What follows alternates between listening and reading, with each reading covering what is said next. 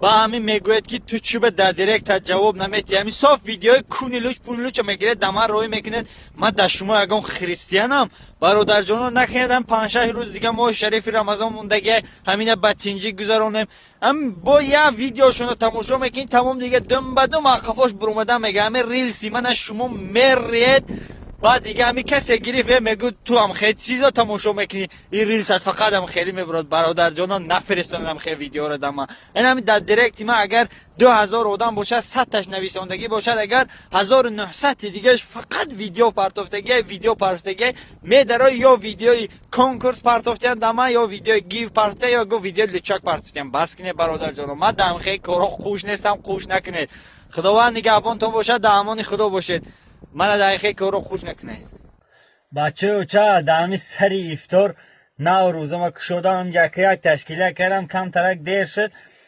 خیلی من یک خودم توقعم بسیارو میپرسن تو یک خودتی ما یک خودم توقعم در پیش مولون برادر جانا همی ما که بس هوا تو مقصد نه علم دنیایی نه علم دنیاوی یگان چی دینی ندارم نه که فقط هم فهمیش خودم یک چیز تو میگم بچه و چه همی در بچه های بیزن برادر جانا حرکت کنید به وقتتر زنگ گیرید یک کم اوچرد مینوسش در چیزه مینوسش که بسیار گناه میکنید همین وقته به وقتتر زنگ گرفتی که گناه هم کمتر میشود دیگه این طرف و طرف هم اگه اونجا چشمت نمی رود. به همین خاطر برادر جانا این لیمون خوری اگر لیمون خوری قطعی میشد که هم عزت الله شوختون کرد نرخ لیمون هم در هوا برداشته لیمون خوری قطعی میشد که من درخت لیمون میخوردم که به وقتتر زنگ گیرم. من دیر زنگ گرفتگیم برادر جانا پشیمونم. به همین خاطر شما را میگم که به وقتتر زنگ گیرید. همون یه شعر بود که میگفت زندگی با مهر همسر دیگر است، عاشقی همسر بودن یک نعمت است، عشق مخصوصی زن و شوهر بود، عاشقی کردن به این دو رخصت است. شعر خودم آهنگ خودم روی تلفن خوندمش برادر جانا. به همین خاطر حرکت کنید به وقتتر زنگ گیرید. حالی با میگید که پاپوشات نکشیده تو در بالای چیزا ششتی بی‌ادبی کردی برادر جانا. پاپوشا رو نکشیدن من یکم سبب основной سببش همینه که من همین چیزا را در یک روز یک بار میکشم در نماز پیشین تورات میکنم دوباره میپوشم. هر وقت کشیدن و پور شستن در این خنکی میداند که وضعیت تربه. کسایی که میفهمید هزار رحمت. خداوند نگهبانتون باشه در امان خدا باشید. گپ بسیار نمیکنیم گوشتا خنک میشوه. بسم الله الرحمن الرحیم.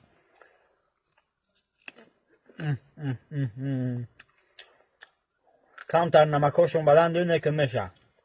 همین بسیاری میگن که به پرابلم ترین آدم توی نه برادر جانو. من پرابلم دارم نه که در مردک زیغ گشتن نمیزیبد، در مردک گریه کردن نمیزیبد. باید همه وقت خورسند باشیم، باید همه وقت خندیم. چند قدر پرابلم زندگی همه دارد، نه که باید چند قدر تونیم خورسند گردیم.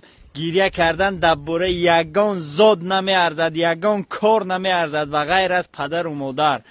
در دیگه کسا وابشه مقصد که گریه کردن یا زیق شدن ارزشش نداره. در همه دنیای دو روزه فقط گوی خنده خورسندی کنید. چند قدر پرابلم داشته باشید همه قزیق شدید، همه قدر پرابلمتون زیادتر شده میگیرد، همه قدر بینسترین شده میگیرید. فقط خورسندی قطعی گردید. همون یه شعر بود که میگفت خنده تلخی من از گریه غمانگیزتر است، کارم از گریه گذشته با آن میخندم. خداوند نگهبانتون باشه، در امان خدا باشه. بچه و چه افطاری امروزه ما شیر میخوریم، گوشت و شیر. همین روز یک گوسفند قاپیدم جوشیدم دلم نشد شیراشو پرتوام. راستی گپ نکم دلم در شیر کشید، گفتم یک پیاله شیر میکنم. این شیری بز نیست، به خاطر شیری بز نمیخورم که یکی گفته نمیشود در همین دنیای دو روزه یگان رفیق من نفروشم که این دنیا و آخرت شرمنده شویم. به همین خاطر برادر جانا شیر گوسپند صورتی که در بالای اکرام میبینید این گوسپند نره قشقوره. سالو قدش صورت گرفتن سالو گرخت با قشقوره صورت گرفتیم. خیلی هم حیوانه که نه که من همین گودکیم شیر نر میبینم. شیر میزنی که با کارات ساز میشود. بسم الله الرحمن الرحیم.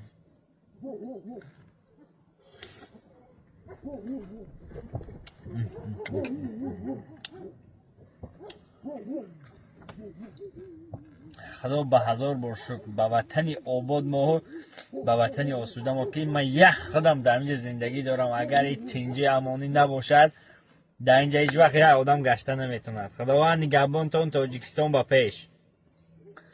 با همو برادرایی که میگه تو یک خودت کی کامرات میکند از ما کامرا چی من نشان تو میتم و یک خیلی شرید دسوزه. بسم الله الرحمن الرحیم. اینا کامرا چی من بوشکا دی با ایکس موندگی. یک افطاری چوپانی برادر جانا تیاری به افطار شدیم در اینجا. نمیگردد دل آگاه شاد از عشرت دنیا، در این ماتم سرا یا طفل یا دیوانه میخندد. این زندگی را خیلی گیری میگذرد. همین عده شب شد در بیرون خوابم، همه قهوه خونه که اینه که من در بیرون خوابم. یک دو پایین علف تمام شد بار کردم برومدم اینجا. همه چیز دارم، یه عدیال یک کورپه تمام معلوم باشد در همین باغ میگردم.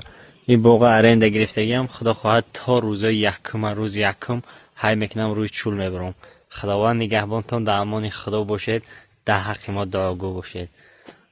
السلام علیکم. یا دو کس پیدا شده که یک به یک زن، اما یک به یک میزنیم قطعی تو دگجای ادرسو تا پرتو. برادر جانا ما یکمش که قطعی تاجیک خودم هیچ وقت نمیزنم. دویمش این که منی آن پیشه شیطان بود، هر که خود را پس زند مرد آن بود. به خاطر همین زور اونه نیست که در تی کامنتاری و در دایرکت یا آدم در آن نویسند که من زورم، من قطعی یک به یک میزنم. من زور نیستم، تو زور باشی، من زور نیستم. من یک آدمی چوپانم، یک آدمی عادیم. به همین خاطر زور اونه که میدارد کلید که قطعی یگان ملت دیگه میزند و پرچم تاجیکستان رو میبردارد. تمام تاجیکستان میگوید حقانی تو زور بودی. اما شمس تبریزی میگفت دل به این دنیا مبند، دنیای فانی بگذرد. نوبت پیری چو آید، نوجوانی بگذرد. کتف و بازوی تو داری ای جوانی پهلوان، کتف و بازویت بماند، پهلوانی بگذرد. خداوند نگهبانتان در امان خدا باشید. میفهمیدگیش میفهمند. همین برادر برومده نیا کنه چی میگود؟ دشمنی پنهانی چهارراه شما است. بسیاری آدمان فکر میکنند که آب همان آب است، اما فهمیدی؟ در زمستان آب همون آب است. به چاروا ضرر میرساند. آب خنک میتواند سبب چنین بیماری ها گردد. درد معده، فهمیدی؟ کم شدن گپ بین اشتها، خونون در شریکات نگو. هضم، با هم میوه هضم شدن سر نکنه آب گرماته. من البته خودت آب گرم میکنم. جشن میتواند باعث لاغر شدن چاروا و زود بیمار گردیدنی آن شود. به آب چاروا همیشه اهمیت دادن لازم است. آب گرم یا ملایم دهید، خصوصا در آب زمستان. گرمشه که فهمیدیم نه که آب از آب ملایمش چی باشه؟ آب گرم یا ملایم؟ در حیاتت آب ملایم خوردگی؟ نه. آب گرم خوردگی؟ نه. برادر جانا یگان کسی که اگر همین مسئله میفهمید، من فکر میکنم همین گپ دروغه. برای که ما همه قسال مالم کلان کردم، گوام کلان کردم، خرم، اسبم، همه چی کلان کردم، نه که آب گرم دادنم به خاطر ندارم.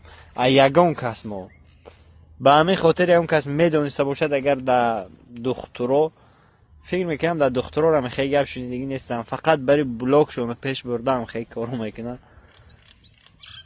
یا جان دارم سر نگود که تقام ما میگم آخه گوه ما چه فرمی نشم، ما فقط آب خنک شما میتیم. ماله ما فهمن که ما شرمنده شدیم، نیمی بهره رو میفروشیم، یه میخریم نیمیشه پلی زمین میتیم، نیم دیگه شه گاز میگیریم و آب گرم شما میکنیم میتیم. فهمیدین؟ گپ بین خودمون موند. در یگان کس نگو با پگه همگی آب گرم سراغ نبیام که خودم آب گرم نمیابم خورم. دوای گپا همو گپا خداوند نگهبان دف ترا وقفای کار شد. گو که ما پروست در باره علف های سخت ملایم چخچخ کردیم. با نگویی که ما رفتیم در اونجا در باره آبی گرم خونم چخچخ کردیم. یکم وقت آبی گرم خوردگی مردک باره. 100 نامه نوشتیم و جواب ننوشتن. این هم که جواب ننوشتن جواب است. رویش که پرنده نمی پریدگی. در همین گپ یک برادر میگوید که با فکرم ایوونه یا که نمیدونم خلاصه تاجیک یک جای های خداوند نگهبانتان باشد. همه ما تاجیکیم، همه ما در زیر یک پرچم زندگی میکنیم، همه ما برادریم. اما برادر بسیار تماشا میکنم میگم نمیشم پرنده های نمیپریدگی رو به بزای وعده میگفتگی اولش کنه. اما ویدیو اوه بسیار تماشا میکنم، بسیار ویدیو پریکول میکنه که در تمام جا میگه پرنده های نمیپریدگی. این پرنده نمیپریدگی هرچند فکر کردم نمیدونم یکم پرنده نمیپریدگی باشه یا اون پیمینگه که گله جدا شد برفت ویم پرنده نیست یا ویم با فوش را میره.